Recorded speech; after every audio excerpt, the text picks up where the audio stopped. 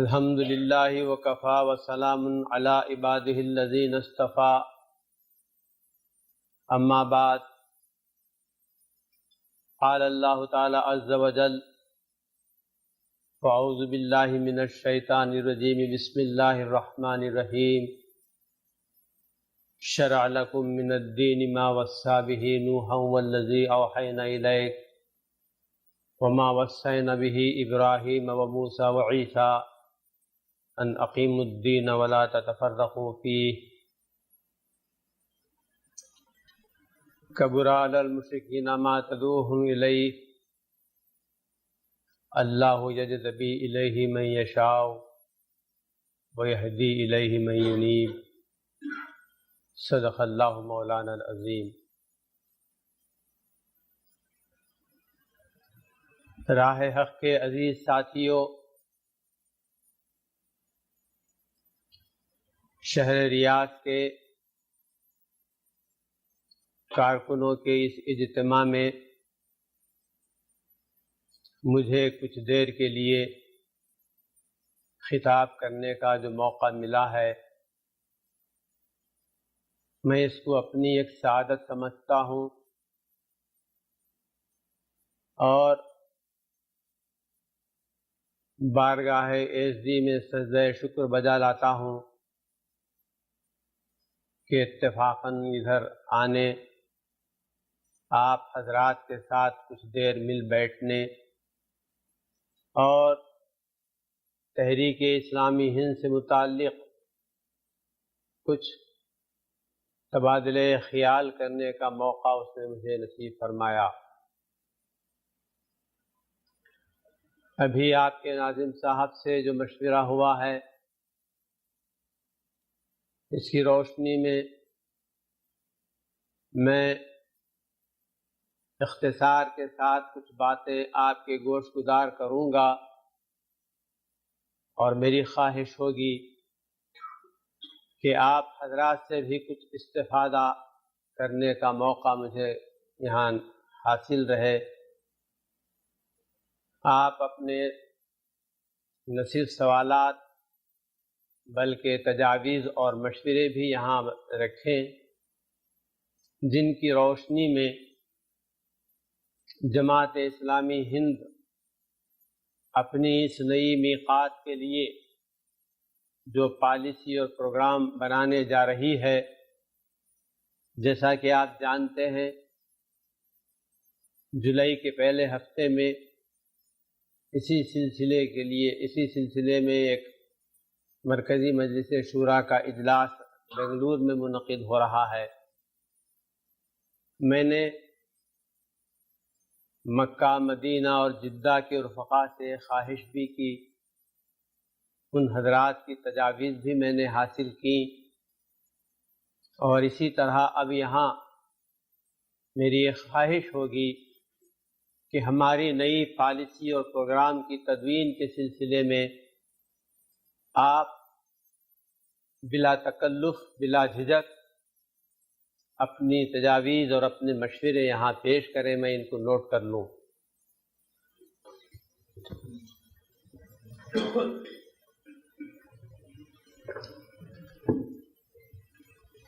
جماعت اسلامی کیا ہے، کیا چاہتی ہے، کیوں چاہتی ہے، کیسے چاہتی ہے، کارکن کسے کہتے ہیں، یہ وہ سب باتیں ہیں جن کے بارے میں کسی تفصیلی اظہار خیال کی میں ضرورت یہاں چندہ محسوس نہیں کرتا۔ جماعت اسلامی ہند ایک دینی جماعت ہے، وہ ہندوستان کے اندر دین اسلام کی اقامت چاہتی ہے۔ کیوں چاہتی ہے؟ تاکہ اپنے اس کام کے ذریعے سے، اپنی اس خدمت کے ذریعے سے اللہ کی رضا اور آخرت کی فلاح ہمیں نصیب ہو جائے۔ یہی ہمارا اپنا محرک اصلی و حقیقی ہے۔ یہ کام کس طرح سے انجام دیتی ہے؟ قرآن و سنت اس کی اساس کار ہیں۔ اخلاقی حدود کے اندر رہتے ہوئے، پرامن اور تعمیری ذرائع اختیار کرتے ہوئے، ان راہوں سے اجتناب کرتے ہوئے جن کے نتیجے میں ہمارے اس ملک کے اندر فرقہ وارانہ فساد یا طبقاتی کشمکش یا فساد فی الارض رونما ہو، ان باتوں سے بچتے بچاتے ہوئے جماعت اسلامی چاہتی ہے کہ ہماری اس مملکت ہند کے اندر دین کی اقامت کا فریضہ انجام دیا جائے۔ کارکن کون ہوتا ہے؟ آپ جماعت کی پالیسی اور پروگرام کا مطالعہ کر چکے ہیں، اسی کی روشنی میں آپ نے فارم بھی پر کیا اور اس کو یہ منظوری یہاں کے نظم کے جانب سے ہوئی ہے۔ کارکن وہ ہے جو جماعت کے دعوتی، دینی، ملی، اصلاحی اور خدمت خلق کے کاموں میں شریک ہوتا ہے اور عملاً شرکت کا وعدہ کرتا ہے، اور اس وعدہ کیا ہوا فارم فل اپ کر کے وہ حوالے کرتا ہے، اور جب امیر مقامی یا ناظم ضلع یا علاقے سے منظوری ہو جاتی ہے تو وہ کارکن کہلاتا ہے۔ جماعت کی دعوتی سرگرمیاں کیا ہیں؟ اس کی دینی اور ملی خدمات کیا ہیں؟ اس کی اصلاحی خدمات کیا ہیں اور خدمت خلق کے کیا کام ہیں؟ ان کی تفصیل میں بھی اس وقت میں جانا نہیں چاہتا، آپ حضرات ان سب سے بخوبی واقف ہیں۔ محترم مولانا عبدالسلام اصلاحی صاحب نے خصوصیت کے ساتھ اس بات کی خواہش کی ہے کہ جس ملک کے آپ شہری ہیں اور یہاں چند دن کے لیے تشریف لائے ہیں روٹی روزگار کے حصول کی خاطر،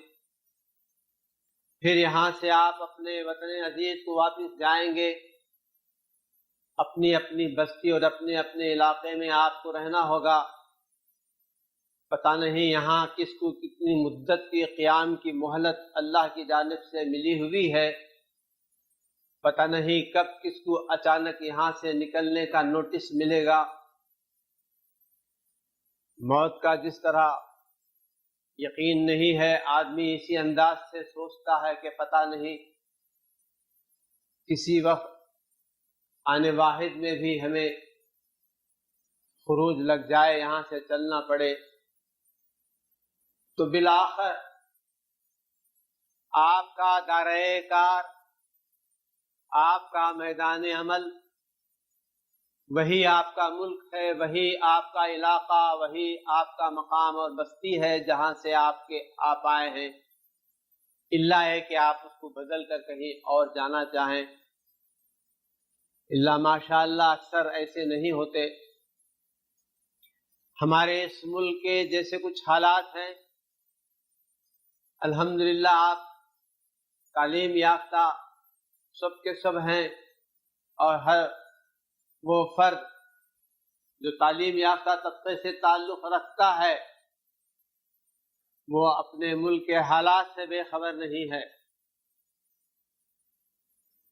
ان حالات کے بارے میں جس طرح سے اس کی اپنی دلچسپی ہوتی ہے وہ فطری ہے، اسی خواہش ہوتی ہے کہ میرے ملک کے اندر حالات پرامن اور سازگار رہیں، شہریان کو پوری اور مکمل آزادی حاصل رہے، وہ اپنے پسندیدہ طریقۂ حیات اور نظام زندگی کو اختیار کر سکے، اس پر عمل پیرا ہو سکے۔ اسی طرح سے جو مقتدر طبقہ ہے اس کی طرف سے کسی امتیاز کا سلوک روا نہ رکھا جائے، ملک کے کسی طبقے کے ساتھ، کسی فرقے کے ساتھ، اور ملک میں رہنے والے ہر شہری کی جان، اس کا مال، اس کی عزت، اس کی آبرو کے تحفظ کی پوری ضمانت اس کو حاصل رہے۔ چنانچہ ہمارے اپنے اس عظیم ملک کے حالات پر ہم نظر ڈالتے ہیں تو بجا طور پر دور رہنے والوں کو اس بات کا شبہ ہوتا رہتا ہے کہ پتہ نہیں کب کس وقت اچانک فسادات پھوٹ پڑے، دیکھتے کہ دیکھتے بستی پوری کی پوری تباہ ہو جائے، عورتیں بیوہ ہو جائیں، بچے یتیم ہو جائیں، گھر لٹ جائیں، دکانیں تباہ ہو جائیں۔ اس طرح کی صورتحال جہاں کہیں اور جب کبھی دیکھنے میں آتی ہے تو بجا طور پر تشویش ہوتی ہے، اور فطری طور پر آپ کی اور میری یہ خواہش ہوتی ہے کہ ہم قبل اس طرح کے اچانک نمودار ہونے والے حالات سے پوری تیاری کے ساتھ نبرد آزما ہونے اور مقابلہ کرنے کے لیے اپنے آپ کو تیار رکھیں۔ حضرات، ملک کا قانون بھی، مروجہ اخلاق بھی، شریعت مطہرہ بھی ہم سب کو اس بات کی اجازت دیتی ہے، اس بات کی کھلی چھوٹ ہمیں حاصل ہے کہ ہم اپنی حفاظت خود اختیاری کے طور پر جو تدبیر جائز اور قانونی ہو اس کے اختیار کرنے میں کبھی بھی کسی طرح کی جھجک یا کوتاہی کا مظاہرہ نہ کریں۔ چنانچہ جماعت اسلامی ہند کی جانب سے بھی دو ٹوک اور واضح الفاظ میں اس بات کی ہدایت ہمارے مردوں اور عورتوں کو دی جاتی رہی ہے کہ وہ جسمانی اعتبار سے اپنی تیاری کرنے کے سلسلے میں جو طریقے ہمارے اس ملک میں مروج ہیں، خواہ اے سی سی اور این سی سی میں داخلے کے ذریعے سے، اسکاؤٹس میں داخلے کے ذریعے سے، اور ہوم گارڈ کی ٹریننگ حاصل کرتے ہوئے، یا خانگی طور پر کراٹے سیکھ کر ورزش کرتے ہوئے، جتنی بھی آپ تربیت حاصل کر سکتے ہیں ضرور حاصل کریں، اور اس میں کوئی کسی طرح کی رکاوٹ قانونی طور پر بھی آپ کو نہیں ہے۔ اور خدا نخواستہ حالات بہت ناسازگار اور ناگفتہ بھی ہو جائیں، فسادات پھوٹی پڑیں، تو ہدایت یہی ہے کہ آپ اپنے سیلف ڈیفنس کے لیے نکل کھڑے ہوں، اپنے گھروں کے باہر، اپنی گلیوں کے باہر آئیں اور ان فسادیوں کا مقابلہ کریں، ڈٹ کر مقابلہ کریں۔ تجربہ شاہد ہے کہ جہاں کہیں بھی اس طرح کا مقابلہ ہوا ہے، چند افراد نے، بعض اوقات نہتے لوگوں نے بڑے بڑے مجموعوں کا منہ پھیر دیا۔ آپ کہہ سکتے ہیں کہ جناب والا یہ صورتحال بالآخر کب تک چلتی رہے گی؟ کوئی اس کا پرماننٹ اور ایسا علاج جس سے کہ یہ صورتحال ہمیشہ کے لیے ختم ہو جائے کیا ممکن نہیں ہے؟ ہم کہتے ہیں کہ ممکن ہے، کوئی بات ناممکن نہیں۔ البتہ اس کے لیے سوچنے کے دھارے کو بدلنا ہوگا، فکر و نظر کو بدلنا ہوگا۔ ہمارے ملک کے رہنے والے اس انبوہ کثیر کے اندر وہ شعور اجاگر کرنا ہوگا جس کے نتیجے میں ان پر یہ بات خوب اچھی طرح سے واضح ہو جائے کہ بدامنی کی یہ حالت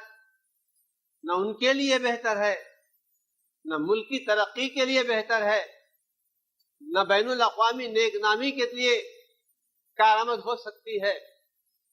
یہ تباہی کی طرف لے جانے والی صورتحال ہوگی، اور نفرت اور حقارت، تعصب اور عصبیت کے جو بیج آج یہ بو رہے ہیں، ان کے کڑوے اور کسیلے پھل کل انہی کو چکنا پڑے گا۔ چنانچہ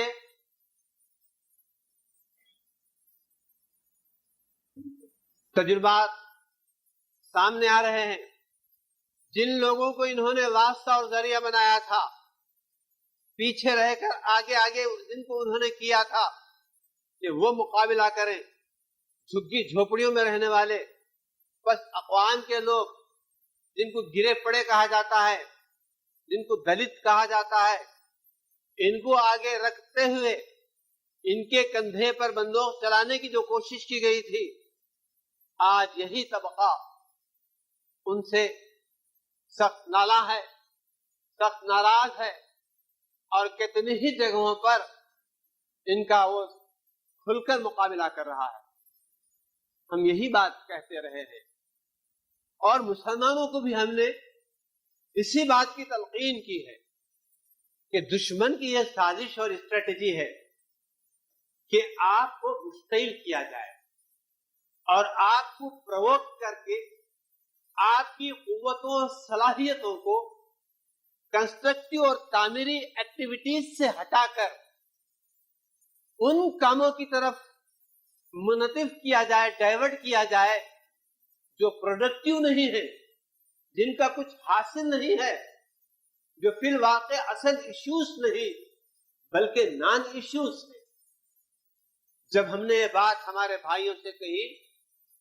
تو کتنے ہی لوگوں نے کہا کہ بھائی یہ ٹھنڈی ٹھنڈی باتیں آپ کی ہماری سمجھ میں آنے کی نہیں ہے، ہمیں تو اینٹ کا جواب پتھر ہی سے دینا ہوگا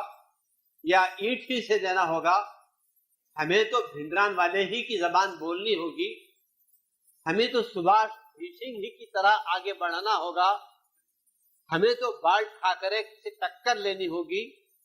ہمیں تو پوری عسکری تیاری کرنی ہوگی جائز یا ناجائز طریقے سے،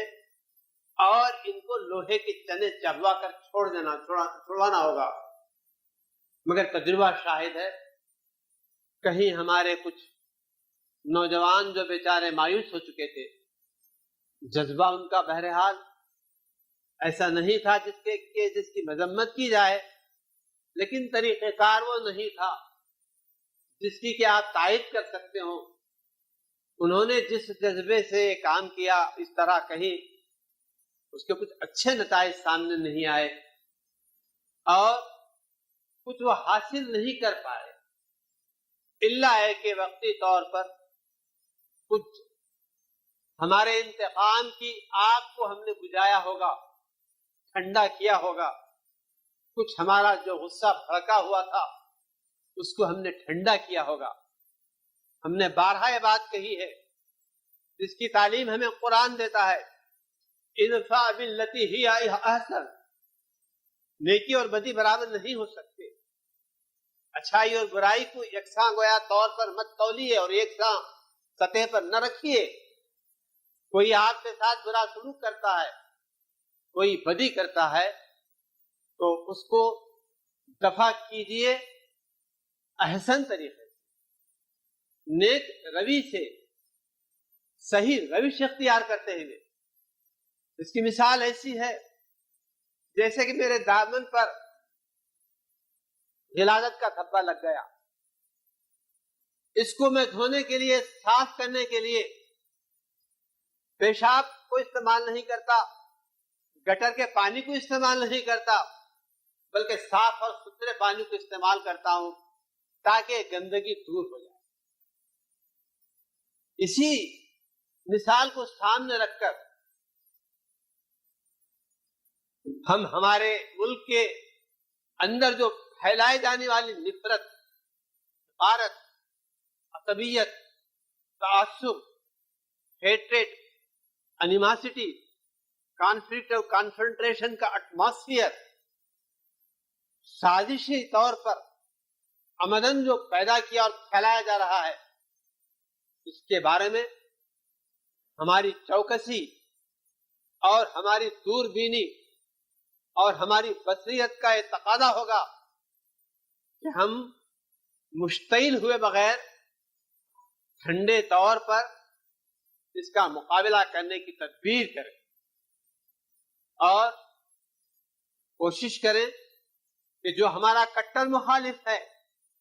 وہ اپنی مخالفت ترک کر دے، جو نیوٹرل ہے، غیر جانبدار ہے، وہ ہمارا معید اور تائیدی بن جائے، جو ہمارا تائیدی ہے وہ ہمارا ساتھ دینے والا بن جائے،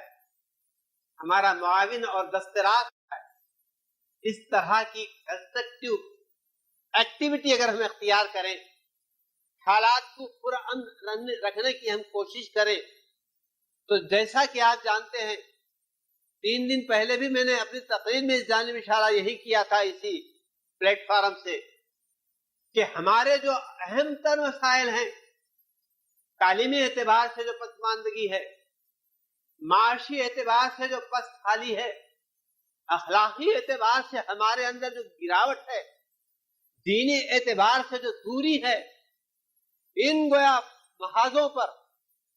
ہم اپنے اٹینشن کو اور توجہ کو مرکوز کر سکیں گے اور پوری یکسوئی کے ساتھ ہم ان کاموں کو اطمینان کے ساتھ انجام دے پائیں گے۔ تو میں آج کے اس موقع پر آپ حضرات سے اسی بات کی گزارش کروں گا۔ بابری مسجد کا سانحہ یقیناً ہم سب کے دلوں کو دہلا دینے والا تھا۔ کسی کے وہم و گمان میں یہ بات نہیں تھی کہ تقریباً 5 صدیوں سے کھڑی ہوئی اس مسجد کو یہ ظالم اپنے ان یقین دہانیوں کے باوجود، جو کہ انہوں نے نہ صرف نیشنل انٹیگریشن کونسل کے اندر بلکہ پارلیمنٹ کے اندر، بلکہ ہائی کورٹ اور سپریم کورٹ کے روبرو نہ صرف زبانی بلکہ تحریری طور پر اس کے تحفظ اور سیف گارڈ کی جو ضمانت دی تھی، انہوں نے کھلے عام دن دہاڑے پوری دنیا کے سامنے اپنی اس یقین دہانی کا ستیہ ناش کر دیا۔ انہوں نے اس کے پرخچے اڑا دیے، اور آج آپ جانتے ہیں کہ پوری دنیا ان کو کس طرح سے دیکھتی ہے، کس نظروں سے دیکھتی ہے۔ دلوں میں آج بھی پشیمانی پائی جاتی ہے، میں جانتا ہوں۔ میری بھی اور دیگر ذمہ داران جماعت کی ملاقاتیں ہوئی ہیں، اگرچہ کہ بظاہر اپنے مرال کو بوسٹ کرنے کے لیے، اپنی ٹانگ کو اوپر رکھنے کے لیے، اپنی بات کو بالا تر بچلانے کے لیے یہ یہی کہتے جاتے ہیں کہ جو ہوا سو صحیح ہوا اور اچھا ہوا، اور پھر اس پر سپریم کورٹ نے جو فیصلہ دیا یہ منہ پر معمولی تماچا نہیں تھا۔ ہماری ظالم مرکزی سرکار نے یہ چاہا تھا کہ جو قضیہ عدالت کے ہاتھ میں ہے اس کو اپنے ہاتھ میں لے لے اور منمانی طور پر اس کو گویا جیسے چاہے حل کر لے، لیکن ہماری سپریم کورٹ نے جو فیصلہ کیا ہے، موقع ہوتا میں تفصیل بتلاتا تو یقیناً آپ اپریشیٹ کیے بغیر نہیں رہتے۔ بہرحال سپریم کورٹ نے انکار کر دیا اس ریفرنس کو تسلیم کرنے سے جو صدر جمہوریہ ہند کی جانب سے گویا ریفر کیا گیا تھا سپریم کورٹ کے سامنے اس ایک سوال پر کہ جس جگہ بابری مسجد تعمیر ہوئی تھی کیا وہاں کسی زمانے میں کوئی ہندو اسٹرکچر پایا جاتا تھا؟ اس نے انکار کرنے کے ساتھ ساتھ جو پتے کی بات کہی ہے جو مسلم نقطۂ نظر سے بڑی اہم ہے وہ یہ کہ ہمارے قانون وقت کے اندر لا آف دی لینڈ کے اندر دونوں ہی پارٹیوں کے لیے جو تحفظات ہیں ان کو ہم چھین نہیں سکتے. مثلا لا آف ایڈورس پوسیشن کے تحت قبضہ مخالفانہ جس کو کہتے ہیں، قانون کہتا ہے کہ اگر اس جائیداد پر کسی فریق کا قبضہ بلا شرکت غیرے 12 سال تک مسلسل رہا ہے اور اس کے مالک جائز مالک نے اس کا تنازع کھڑا نہیں کیا، ڈسپیوٹ نہیں کیا، وہ خواب غفلت میں پڑا رہا، میٹھی نیند سوتا رہا، 12 سال کے بعد آئے ڈاکومنٹ پیش کر کے کہے کہ جناب عالی یہ تو میری جائیداد ہے، میں نے فلاں سے خریدی ہے، یا میرے باپ دادا نے فلاں سے خریدی تھی اور مجھے وراثت میں ملی ہے، تو کورٹ یہی کہے گا کہ ان کے قبضے میں 12 سال سے پہلے یہ رہی ہے، ہاں رہی ہے، اور کبھی آپ نے اس کا جو ہے قضیہ کہیں پیش کیا پولیس کے سامنے، کسی ثالثی کے سامنے، خود ان کے سامنے یا عدالت کے سامنے؟ اگر نہیں کیا تو لا آف ایڈورس پوسیشن کے تحت اس گویا ناجائز قبضہ رکھنے والے کا حق ہوگا، اس کے حق میں جائیداد دے دی جائے گی. یہ ہے لا آف ایڈورس پوسیشن. تو سپریم کورٹ نے کہا دونوں ہی فریقوں کو اس مسجد کے تنازع کے تعلق سے قانون کی اس شق کو انووک کرنے کا پورا حق ہے. اور آپ جانتے ہیں مسلمان اس مسجد پر سن 1528 سے قابض ہے. 1939 کی 22 دسمبر کی رات کا قابض رہا ہے اور اس کا حلف نامہ ایفیڈیوٹ ریٹن یو پی سرکار نے عدالت میں داخل کیا ہے کہ یہ 22 کی رات تک مسجد کے طور پر استعمال کی جاتی رہی ہے. تو 12 سال تو گزرا، تقریباً 5 صدیوں تک، 450 سال تک جو مسجد کے طور پر استعمال ہوئی ہے. آج آپ آ کر کہہ دیں کہ یہ مسجد نہیں مندر تھی، مندر کو اٹھا کر اس کو یہاں مسجد بنائی گئی، تو آپ کی بات چلنے والی نہیں. تو اس اعتبار سے مسلمان یہ سمجھتا ہے کہ اس کا کیس بہت مضبوط ہے، یہ شرارت ہے، یا یوں سمجھ لیجیے کہ سازش ہے کہ سن 50 سے جو مقدمہ وہاں دائر کیا گیا تھا فیض آباد کورٹ میں، آج تک وہ کھینچا جا رہا ہے، ڈریگن کیا جا رہا ہے، پروکریسٹینیٹ ہو رہا ہے، تاکہ کسی طرح سے مسلمان مجبور اور بے بسی کے عالم میں حوالے کر دے کہ کہاں کا یہ قضیہ ہے. ہم نے یہ کہا کہ دیکھیے یہ مکان اگر میرا ہوتا، میری پارٹی کا ہوتا، تو مجھے یا میری پارٹی کو اختیار تھا کہ ہم اپنی مرضی سے کسی کو حوالے کر دیتے، جائیے بھائی ہم جھگڑا رگڑا نہیں چاہتے، آپ لے لیجیے اور جیسا چاہے اس کا استعمال کیجیے. لیکن واقعہ یہ ہے کہ جو مسجد ہے وہ وقف للہ ہے، یہ کسی کی جائیداد نہیں ہے، کسی یوسف صاحب کی، کسی مونس صاحب کی، کسی شہاب الدین صاحب کی، کسی صلاح الدین صاحب کی یہ جائیداد ذاتی نہیں ہے، کوئی علیمیہ کی جائیداد نہیں ہے، کوئی پورے مسلمانان ہند کی جائیداد نہیں ہے، یہ اللہ کی ملک ہے. اور ہم کو یہ حق نہیں کہ ہم اپنی مرضی اور خوشی سے آپ کے حوالے کر دیں. یہ اور بات ہے کہ ہم کمزور ہیں اور ہم کو کمزور پا کر آپ نے اس طرح کی ہماری کئی مساجد کو ہڑپ کر دیا. آج بھی بہت ساری مساجد ہیں، زور زبردستی سے ہڑپ کر لینے کے تعلق سے وہاں بھی ہم پوری کوشش کریں گے اس کے تحفظ کی، اس کو بچانے کی. اگر ہم کامیاب ہو جاتے ہیں اللہ کے فضل سے تو بہت اچھا ہے، اور اگر ناکام ہوتے ہیں تو بہرحال جیسا کہ روایات میں آتا ہے کہ جب خانہ کعبہ کو ڈھانے کے لیے ابرہہ آیا تھا تو عبد المطلب نے کہا تھا کہ جس کا ایک گھر ہے وہی اس کی حفاظت کر لے گا. تو بہرحال ہم نے یہی بات کی. یہ بات ہم نے وشنو ہری ڈالمیا سے کہی جو وشو ہندو پریشد کا کارگزار صدر، اور یہ بات ہم نے اڈوانی سے کہی، واجپئی سے کہی، جسونت سنگھ سے کہی، ان کے تمام ذمہ داروں سے کہی. ہم بے بس ہیں، ہم اس طرح آسانی کے ساتھ کوئی جائیداد آپ کے حوالے نہیں کر سکتے.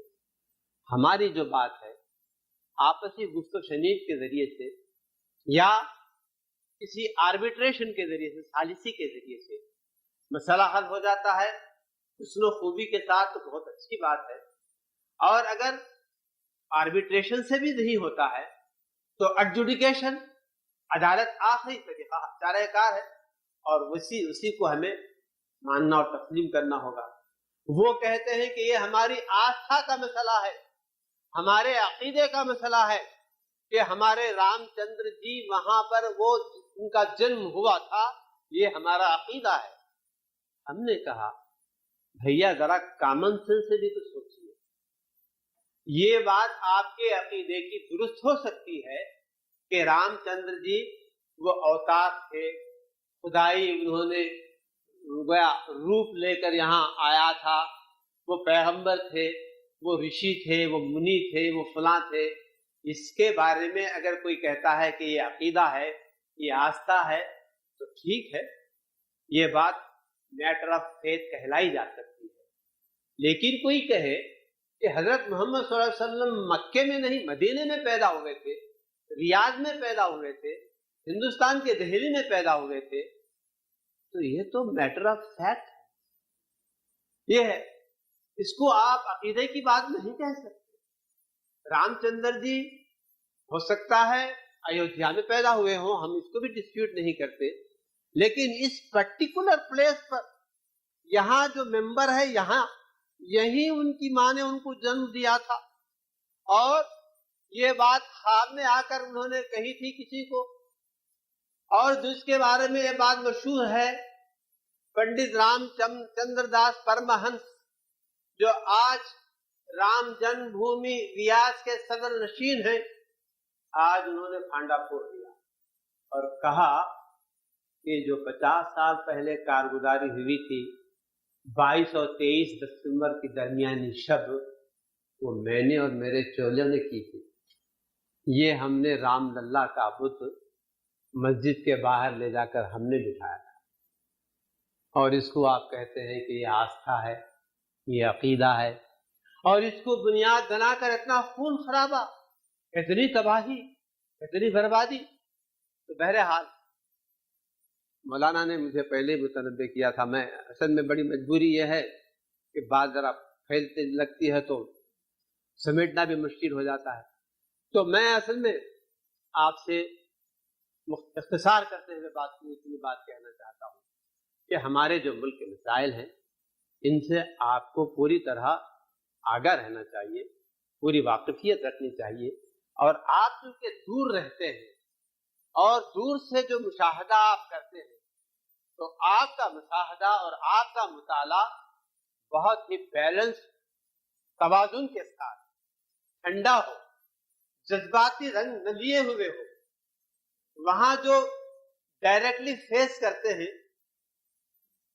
وہاں آپ کو میں بتاؤں جہاں ہمارا مرکز ہے 6 دسمبر کو ابو الفضل انکلیو میں ہم مرکز میں بیٹھے ہوئے ہیں، محلے کے پورے نوجوان ٹوٹ پڑے ہمارے مرکز پر، کہنے لگے کہ مونی صاحب اب آپ کی بات چلنے والی نہیں ہے، دو ہمیں اجازت، ہم جائیں گے، ایک ایک مندر کو جو راستے ملے گا ڈھاتے چلے جائیں گے. ایک ایک ہندو کو جو ملے گا اس کو قتل کرتے چلے جائیں. یہ جذبات کا عالم آپ اندازہ نہیں کر سکتے. آپ دور ہیں اس سے. کوئی شخص متاثر ہوئے بغیر نہیں رہ سکا، نہ رہ سکتا تھا.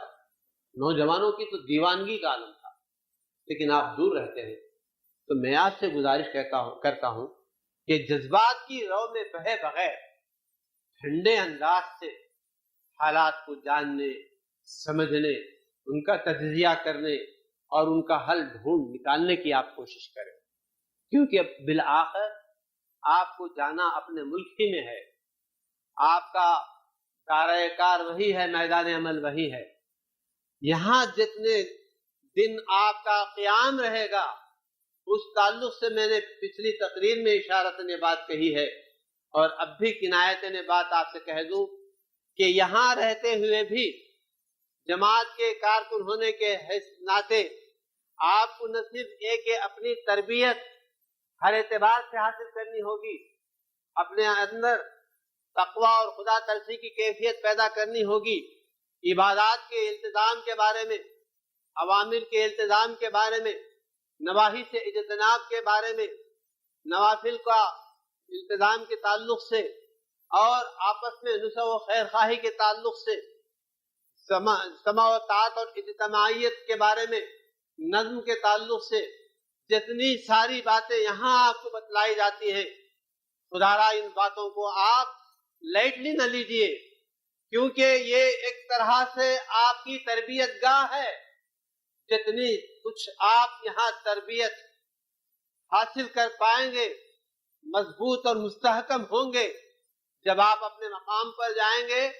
تو انشاءاللہ وہاں اس پوری تیاری کے ساتھ میدان عمل میں کود پڑیں گے. بلکہ یہاں بھی آپ عملی میدان میں قدم رکھتے ہوئے اپنے ساتھیوں تک دعوت دین کو پھیلاتے ہوئے، مسلمان جو ہیں ان کے اندر دینی شعور بیدار کرتے ہوئے، ان کی خدمت کرتے ہوئے، ان کی اصلاح کے کاموں کو انجام دیتے ہوئے جب آپ آگے بڑھیں گے تو انشاءاللہ جو وعدہ آپ نے کیا ہے اپنے اس قوم کے اندر کہ میں جماعت اسلامی کے دعوتی، دینی، ملی، اصلاحی اور خدمت خلق کے کاموں میں عملاً شرکت کروں گا، صرف تعاون نہیں،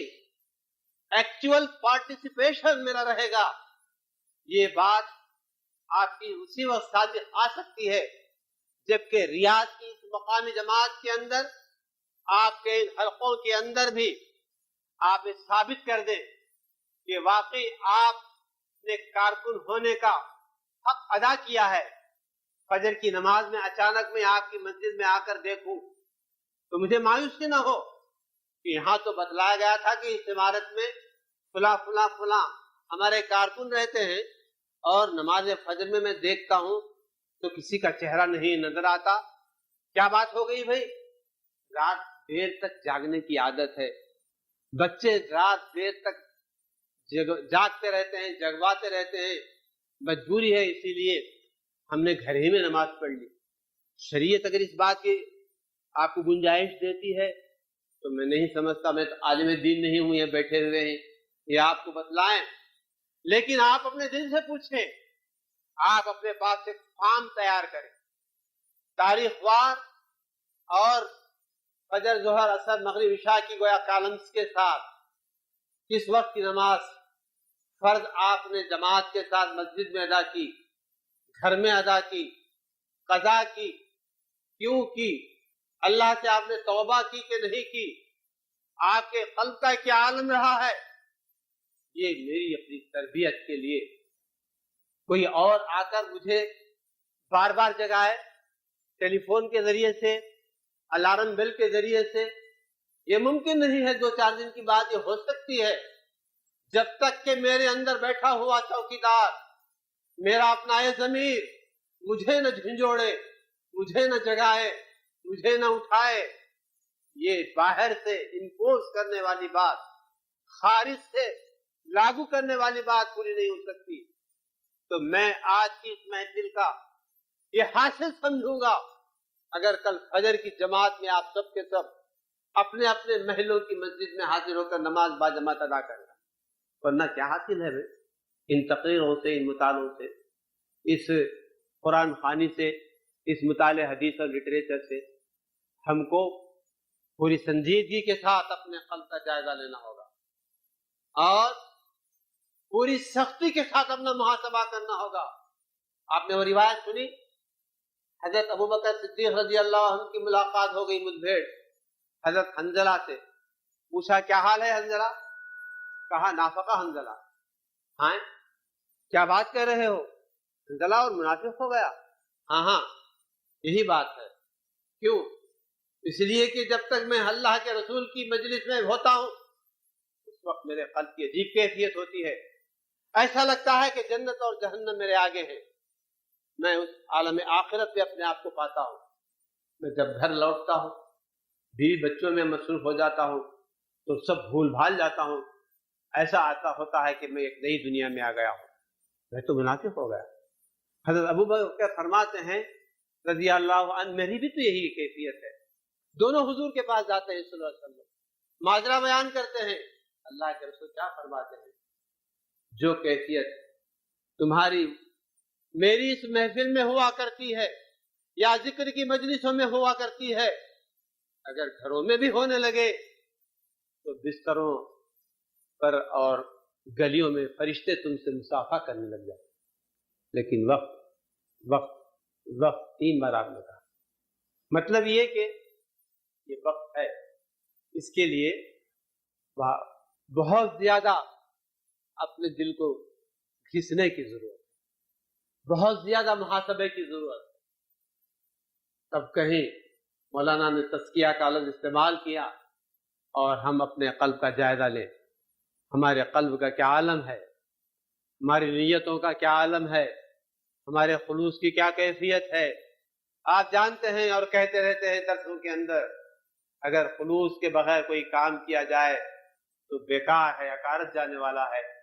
ہجرت بھی آدمی کر لے، اللہ اس کے رسول کے لیے نہ کرے، دنیا کے حصول کے لیے کرے، کسی عورت سے شادی کرنے کے لیے کرے، تو ہجرت جیسے متبرک فعل کو بھی اللہ کے رسول صلی اللہ علیہ وسلم نے فرمایا بیکار اور رائے گا گیا۔ تو ہم اور آپ اللہ کے دین کی خدمت کا بیڑا لے کر اٹھے ہیں، اللہ کے دین کی خدمت کرنے کے لیے چلے ہیں، اللہ کے دین کا بول بالا کرنا چاہتے ہیں۔ ہمارے اس ملک کے اندر پہلے ابتدائی طور پر اللہ کے دین کو جاری اور ساری کرنا چاہتے ہیں۔ یہ بہت عظیم کام ہے اور بہت عظیم جدوجہد چاہتا ہے، عظیمت ہم سے چاہتا ہے، غیر معمولی لگن ہم سے چاہتا ہے، غیر معمولی کیفیت ہم سے چاہتا ہے۔ اور اگر ہم دنیا اور دنیا کے علائق کے اندر اپنے آپ کو پھنسائے رکھیں اور سمجھ لیں پارٹ ٹائم کام کرتے ہوئے کہ ہم نے اس کا حق ادا کر دیا، تو قرآن کہتا ہے کہ لوگوں میں کچھ ایسے بھی ہیں وَمِنَ النَّاسِ مَن يَعْبُدُ اللَّهَ عَلَى حَرْفٍ، جو کنارے کنارے رہ کر اللہ کی بندگی کرنا چاہتے ہیں۔ جب خوشی ہوتی ہے، جب آرام ملتا ہے، جب اطمینان ہوتا ہے تو خوش ہو جاتے ہیں، اور جب کچھ پریشانی آ جاتی ہے، کچھ مسائل آ جاتے ہیں تو بس بوکھلا اٹھتے ہیں۔ نہیں، جب تم نے اس کوچے کے اندر قدم رکھا ہے تو یہ قدم قدم بلائیں، یہ سواد کوئے جانا، وہ یہیں سے لوٹ جائیں جنہیں زندگی ہو پیاری۔ یہ وہ تنبیہ ہے جو شاعر کرتا ہے ان لوگوں کو جو اس کوچے کے اندر اپنا قدم رکھتے ہیں۔ میں آپ کو ڈرا نہیں رہا، میں آپ کو گھبرا کر یہاں سے بھاگنے کی بات نہیں کر رہا، میں دراصل یاد دلانا چاہتا ہوں کہ جس عظیم مقصد کو لے کر آپ اٹھے ہیں، جس عظیم مقصد کے حصول کا ارادہ آپ نے کیا ہے، نیت آپ نے باندھی ہے، اسی عظمت اور سربلندی کے ساتھ آپ آگے بڑھیے، اسی عظیم پیمانے پر آپ تیاری کیجیے اور برابر اپنے قلب کا، اپنے تقویٰ کا، اپنی خدا ترسی کا، اپنی للہیت کا جائزہ لیتے رہیے۔ واقعات تو میں بیان کرتا رہتا ہوں، आयात को मैं तिलावत करता रहता हूँ, आप भी पढ़ते रहते हैं। कभी गौर तो किया है कि मैंने अगर ये टुकड़ा आयत का पढ़ लिया, वहुवा माकुम ऐनमा कुंतुम, वो तुम्हारे साथ है जहां कहीं तुम हो, मेरी मालूमात में तो इजाफा हुआ, मेरी नॉलेज में कुछ गोया इजाफा हुआ है, एडिशन हुआ है कि अल्लाह मेरे साथ है जहां मैं होता हूं। भाइयों मेरे, इस मालूमात के इजाफे पर इक्तफा न कीजिए, नॉलेज के इस एडिशन पर आप अपने आप को बस न कीजिए, इसको अपना हाल बनाइए, अपनी कैफियत बनाइए। जिंदगी का हाल हो जाए ये आयत। एक आयत मैंने मिसाल के तौर पर बयान की, और इस तरह बहुत सारी बातें, बहुत सारी चीजें मैं समझता हूं कि तरबियती पहलू से, खास तौर पर नज्म समा और ताज के एतबार से, इज्तिमाइयत के एतबार से, मशवरों के एतबार से, फैसलों पर अमल दरामद के एतबार से मैं अपनी न चलाऊं, अगरचे कि मैंने बहुत ज्यादा सोचा है, अगरचे कि मेरा इल्म बहुत ज्यादा है, मेरी स्टडी बहुत गहरी है, मेरी मालूमात बहुत वसी है, मेरा तजुर्बा बहुत ज्यादा है। एक मामूले मेरा कारकुन जो जुमा 8 दिन हुआ है, उसकी बात मान ली गई और उसके मुताबिक फैसला हुआ है, और उसको उस पर अमल दरामद के लिए जिम्मेदारी मुझ पर डाली गई है। आप न कहना कि मेरी आजमाइश हो रही है, नहीं, मैं उसी खुशदिली के साथ बनाई जिंदगी का हाल हो जाए ये आयत। एक आयत मैंने मिसाल के तौर पर बयान की, और इस तरह बहुत सारी बातें, बहुत सारी चीजें मैं समझता हूं कि तरबियती पहलू से, खास तौर पर नज्म समा और ताज के एतबार से, इज्तिमाइयत के एतबार से, मशवरों के एतबार से, फैसलों पर अमल दरामद के एतबार से मैं अपनी न चलाऊं, अगरचे कि मैंने बहुत ज्यादा सोचा है, अगरचे कि मेरा इल्म बहुत ज्यादा है, मेरी स्टडी बहुत गहरी है, मेरी मालूमात बहुत वसी है, मेरा तजुर्बा बहुत ज्यादा है। एक मामूले मेरा कारकुन जो जुमा 8 दिन हुआ है, उसकी बात मान ली गई और उसके मुताबिक फैसला हुआ है, और उसको उस पर अमल दरामद के लिए जिम्मेदारी मुझ पर डाली गई है। आप न कहना कि मेरी आजमाइश हो रही है, नहीं, मैं उसी खुशदिली के साथ इस पर अमल दरामद करूं जिस खुशदिली के साथ मैं अपनी तजवीज और मशवरे की कबूल किए जाने पर अमल दरामद करता हूं। और साथ ही साथ मैं उन मेरे साथियों को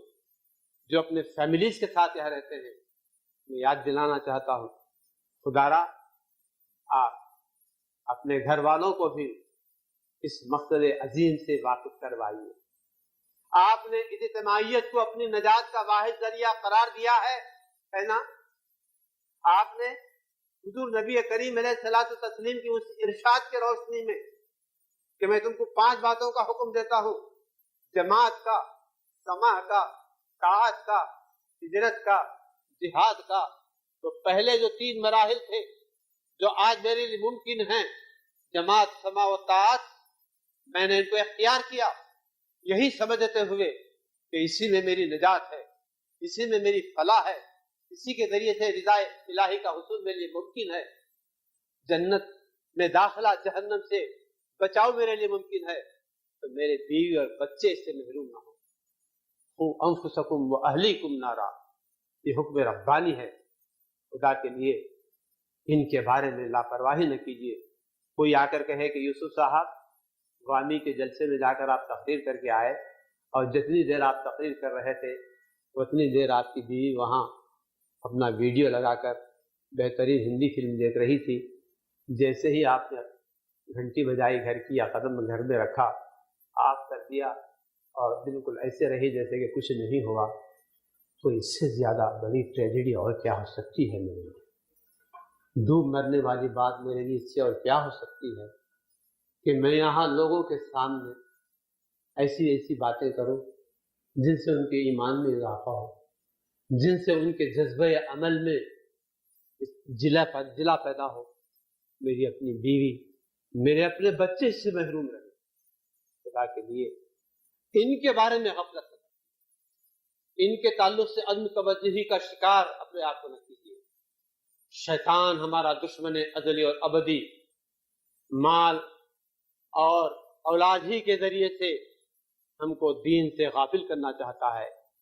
اور آخری بات میں کہتے ہوئے آپ سے رخصت ہو جاؤں کہ یقیناً آپ یہاں آئے ہیں تو کمانے دھمانے ہی کے لیے تو نہ، کچھ بچانے کے اور پس انداز کرنے کے لیے، تاکہ وہاں بہن یا بیٹی اس کی شادی ہو جائے، بچے کی تعلیم پوری ہو جائے، مکان کی تعمیر ہو جائے، قرض ادا ہو جائے اور واجبات پورے ہو جائیں۔ یہاں سے جب جائیں تو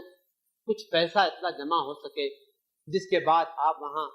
کاروبار کر سکیں یا انویسٹ کر سکیں اور اس کے ذریعے سے اپنی زندگی کو کاٹ سکیں۔ یقیناً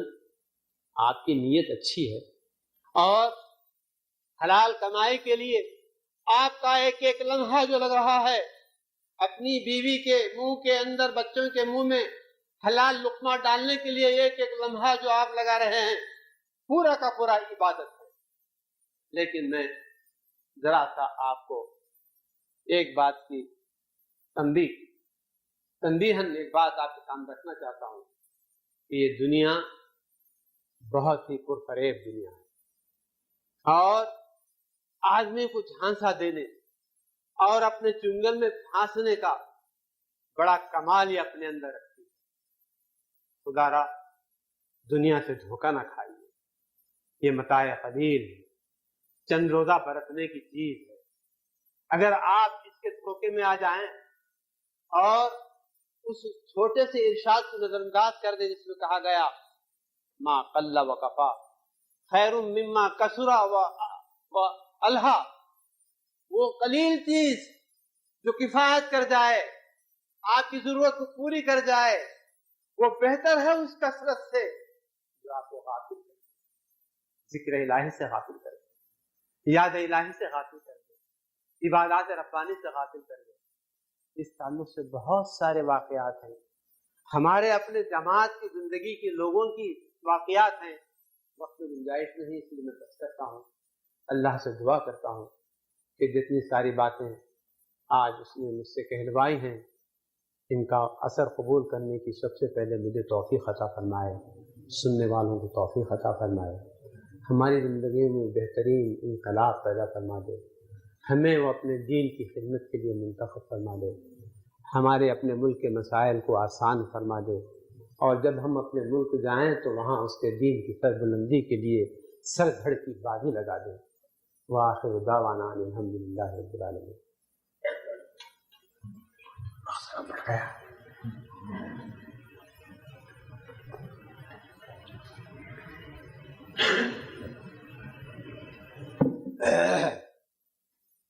جی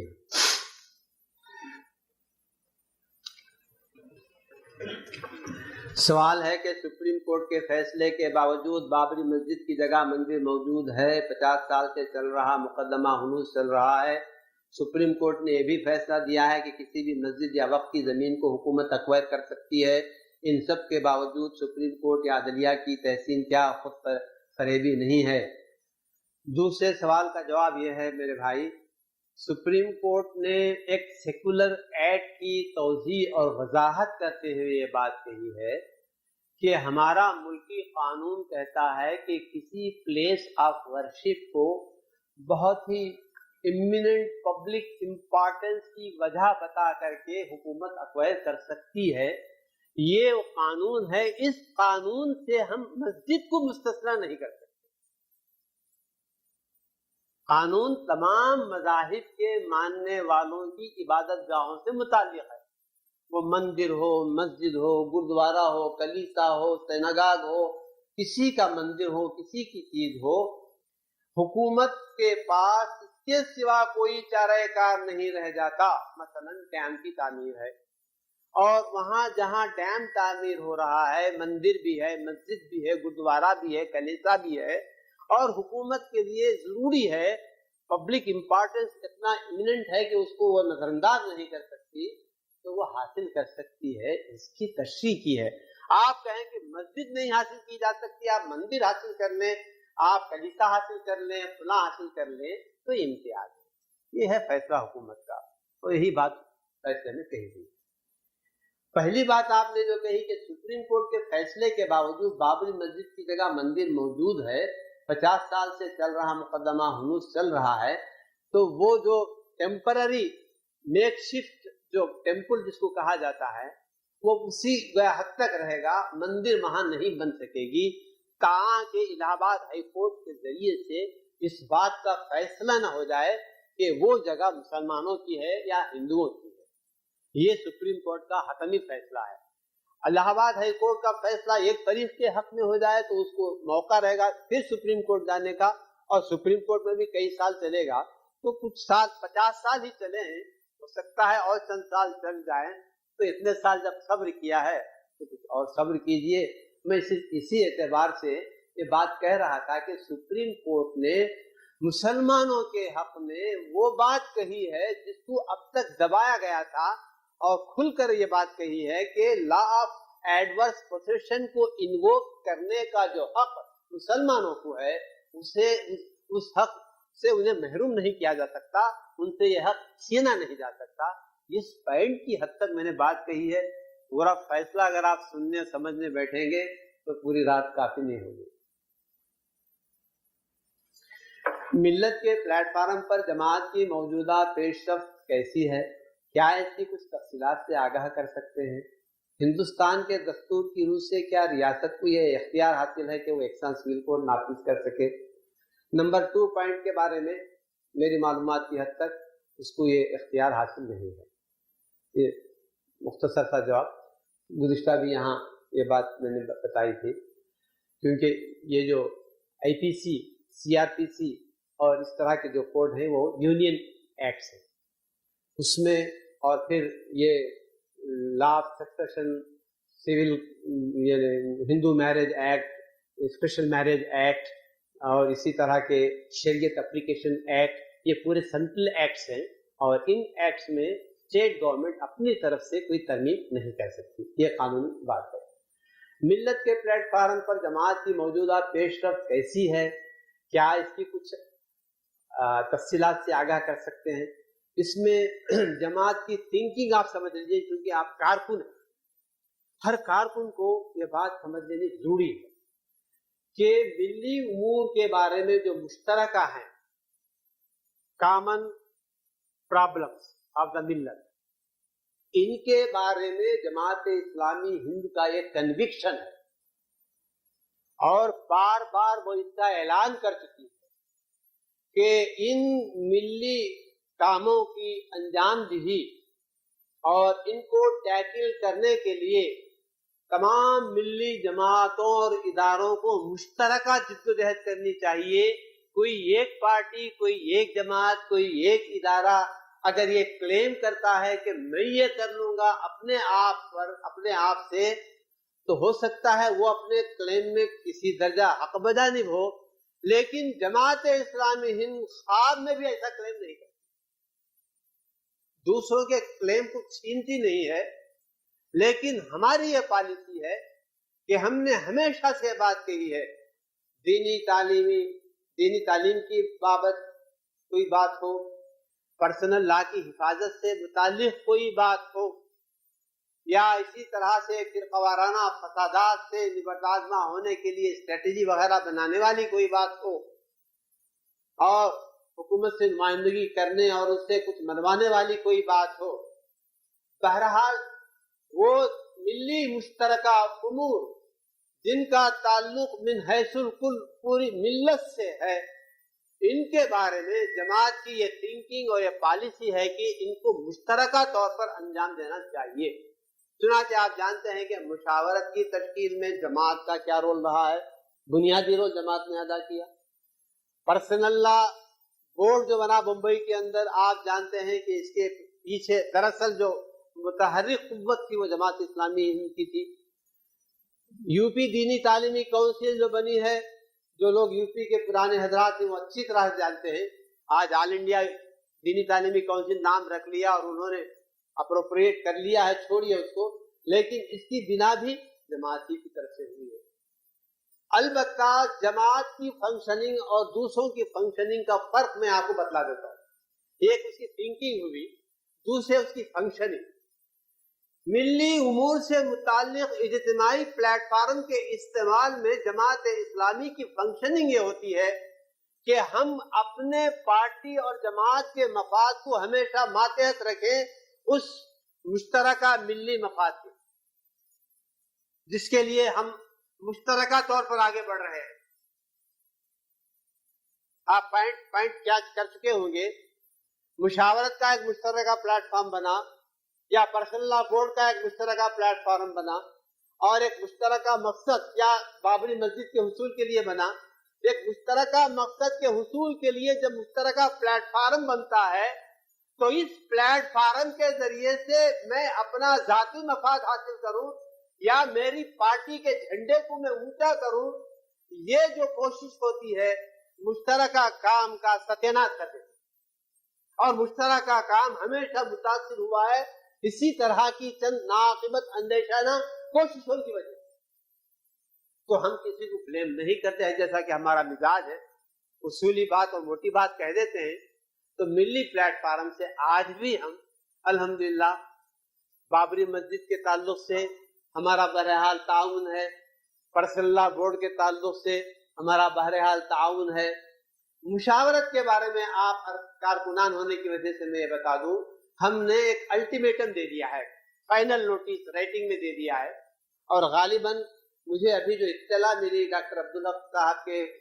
یا ہمارے سید غلام اکبر صاحب کے فون کے ذریعے سے شاید جلد قریب اس کا اجلاس بلایا جا رہا ہے۔ ہم نے یہ الٹیمیٹم دیا ہے کہ اس پر جو چند مخصوص افراد نے قبضہ کر کے اس کو اپنی شخصی جائیداد بنا رکھا ہے، یہ بات چلنے والی نہیں ہے۔ اس کے لیے اس کے بنیادی ارکان بیٹھیں،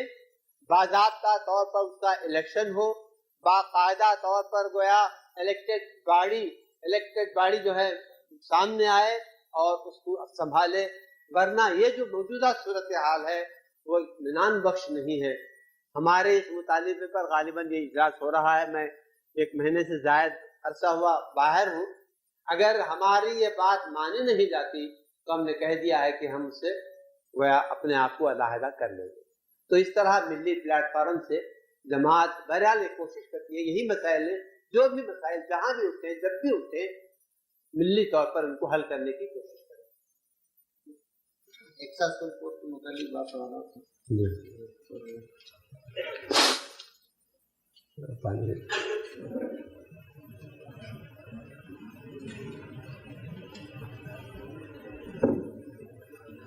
ہے تو نکالیے۔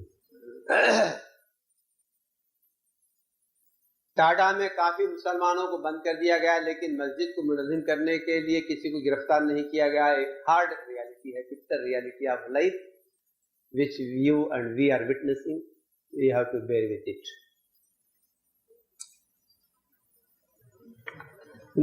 سوال آپ سمجھ گئے نا کہ اب ہم اس کو کیا کر سکتے ہیں؟ ہمارے اختیار میں تھوڑی ہے کہ ٹاٹا کو گرفتار ہونے سے کسی کو بچا لیں یا مسجد منظم کرنے والوں کو پکڑ کے جیل میں ٹھوس دیں۔ دعا کیجیے کہ وہ سزا دیا جائے۔ فساد کے ماحول میں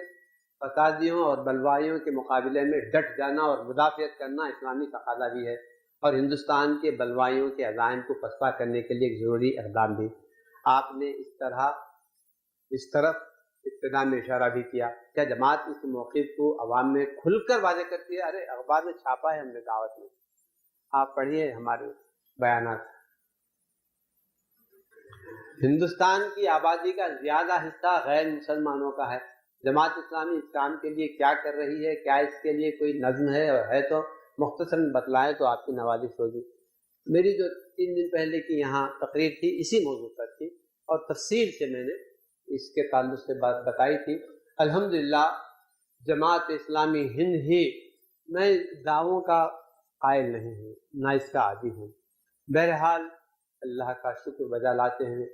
آپ بھی کارکنان جماعت ہیں، جو بھی اللہ ہمیں توفیق عطا کرتا ہے اس کے دین کی خدمت کے لیے، کچھ آگے بڑھنے اور پیش رفت کرنے کے لیے، تو اس کا شکر بجا لائیے اس توفیق پر اور مزید آگے بڑھیے۔ تو میں بتاؤں آپ کو، غیر مسلموں میں جماعت اسلامی ہند نے جو کام انجام دیا ہے الحمدللہ، وہ اور جماعتوں کے بارے میں تو میں نہیں جانتا، ہمارے اپنے اعتبار سے یوں کہا جا سکتا ہے کہ شکر بجا لانے کے قابل ہے۔ ہم نے دارالاشاعتوں کے ذریعے سے تمام علاقائی زبانوں میں قرآن مجید کو، حدیث کو، سیرت کو، اسلامی لٹریچر کو گویا ان زبانوں میں منتقل کیا ہے۔ تعجب ہوگا آپ کو سن کر، ملیالم میں 266 کتابیں ہم نے چھاپی، پرچے الگ ہیں، رسالے جو ہم نکالتے ہیں جن کے ذریعے سے اسلام کی بنیادی تعلیمات، توحید، رسالت، آخرت، ان کے بنیادی تقاضے اور کیا گویا یہ شرک اور بت پرستی اور دیگر باطل عقائد کے کیا کیا غلطیاں ہیں، ان کی برائیاں ہیں، ان کی خامیاں ہیں، اور غیر مسلموں میں مسلمانوں کے اور اسلام کے بارے میں پائی جانے والی غلط فہمیوں کی ازالے کے لیے ہمارے یہ جو رسالے ہیں، کہیں روزنامہ ہے جیسا کہ کیرلا میں ہے، تو اکثر ریاستوں میں ہفتہ وار یا 15 روزہ یا ماہناموں کے ذریعے سے یہ کام بہت ہی منظم پیمانے پر ہو رہا ہے، اور بڑی تعداد میں غیر مسلم حضرات ہماری ان کتابوں کو، ان ترجموں کو پڑھ کر کے بے انتہا یعنی ایمان افروز تاثرات بیان کریں۔ دوسری طرف آپ جانتے ہیں کہ ہریانہ، دہلی، راجستھان کے کچھ ایسے علاقے ہیں جہاں آزادی کے بعد آبادیوں کی آبادیاں مرتد ہو گئی، اور اس جانب توجہ کسی نے نہیں کی تھی۔ الحمدللہ